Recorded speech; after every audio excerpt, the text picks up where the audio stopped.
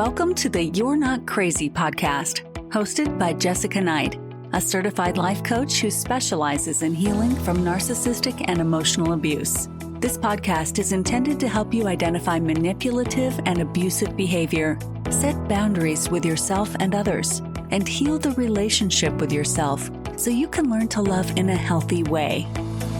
You can connect with Jessica and find additional resources, content, and coaching at emotionalabusecoach.com. Hello, and thank you for being here. Today, I'm going to read something that I wrote when I was really torn up from a relationship with somebody who had a lot of borderline personality disorder traits. And I just reread this, and I think that it could be, this could be true for any emotionally abusive relationship, and it'll make sense when I read it. But essentially, this is what I wrote when I wanted to set a boundary, but I wanted to set it with them. I was feeling such an urge to say something to them so that they would hear it, thinking they'd hear it. And I knew enough to know that they wouldn't. But obviously, it was very difficult to keep myself in that place and fight the urge and the anxiety of not reaching out. And so I'm going to read something I wrote. And the reason I'm doing this is because I do think it's so helpful to hear it in the words that we think it. And I say it all the time. I've been where you are. It's why I do this. I don't make a dime off this podcast. I don't. That's not my intention. My intention is that you don't feel alone, that you don't feel crazy, because I couldn't find anything that spoke to my voice when I was, or my ears, when I was going through this. And so I want to write what I wrote back to myself. And so a practice that I share with clients is that if you are feeling like you can't show up for yourself in some way, I want you to try and write back to yourself. And so whatever the thing is that you're feeling, write back to as if you are talking to your best friend and what you would say to them, but you're saying it to yourself. And so in this one, I basically wrote this as I was going through it, but I was writing it after the fact. And so a lot of things like this I've been sharing on my Substack. I believe it's under Jessica Knight Coaching, but I can put the link in the show notes. But I've been sharing a lot of old journal entries and things that I've written, emails I've sent my therapist, emails I've sent my coach from being in the times of emotionally abusive relationships, because I think we all need to feel really seen, and I think we need to feel really heard. So here it goes. I wanted to set a boundary, but he never respected them in the first place. I sat there writing out texts and emails and thinking about what I would say, ruminating like crazy. For what? To set a boundary with someone who continues to gaslight me? Hoping he'd finally hear me, finally see me, when he never has, never wanted to, and likely never will. It's painful as hell to accept this, because it caused me to realize that I've been pouring myself into a black hole, expecting something to return that he just can't or won't give me. He doesn't have the capacity. We do not work off the same script.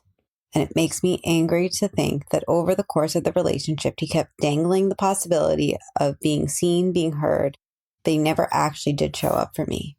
It was all smoke and mirrors designed to keep me hanging on, thinking maybe he heard me this time. Maybe his promise to change and work on it is actually true. But in a year, there was no next time. This is who he is. There's no point in setting a boundary because he's not actually going to hear me. Because hearing me means taking responsibility. And taking responsibility means taking accountability. Taking accountability is something he is fundamentally incapable of doing because he only does it when he benefits from it. The only boundary I can set is with myself. The boundary is about taking control over what I have control over. It's about where I show up and what items I continue to see that are his in my home, how I handle issues that will come up, and what boundaries I hold to keep myself safe. I want him to hear me because he never heard me. Every time I set a boundary, every time I express my personal needs, which did not require anything from him, but to give me space, it became a trigger for him to lash out and play the victim. It's all part of the manipulation. Boundaries are supposed to be about protecting yourself. And if you're expecting him to respect that boundary, you're setting yourself up for more of the same hurt. So if this is resonating with you, you need to set boundaries for you, not for them. When I wrote this, I so desperately wanted to reach out to someone and say, please stop speaking to me. Please stop small talking me. This is hurting me so badly. And I realized what I wanted was him to finally see me and accept that he was hurting me. Something he didn't do the entirety of the relationship, something he didn't do after the relationship. Why would he do it now? Nothing's changed. If something's changed, I would have received some sort of apology. And I didn't. And I also stopped thinking it was going to come. Because if he really did work on himself and looked at his behaviors, then there's no way I wouldn't have gotten an apology of some kind. I've gotten apologies from people that haven't really looked at their behaviors, but they apologize for their role in what they did. And I didn't get it from this person. So it's like fright. And they are so stuck in their belief system. You need to set boundaries for you, not for them. It's not about getting them to hear you. It's about you beginning to hear you. It's about you standing firm in your truth regardless of how they respond. Because let's be real. They're going to ignore it, twist it, and make you feel guilty for even daring to set a boundary in the first place. That's their pattern. And this is where acceptance comes in and where acceptance is hard. You're accepting that people who claim to love you or loved you don't actually respect you enough to hear you. Setting boundaries with toxic people means that you need to release yourself from the expectation that they'll suddenly become a decent human being and respect it. But you're not setting it for them to respect it. You're setting it so that you can reclaim your power. So you can walk away from this situation, even if it's just this one particular boundary, that you did what you need to do for your own sanity and well-being. So future you can be really proud of current you. I hope that this speaks to the voice in your head that's struggling and that's anxious and that needs the support. You can find more things like this or things similar to this on my Substack. I'll put the note in the show notes.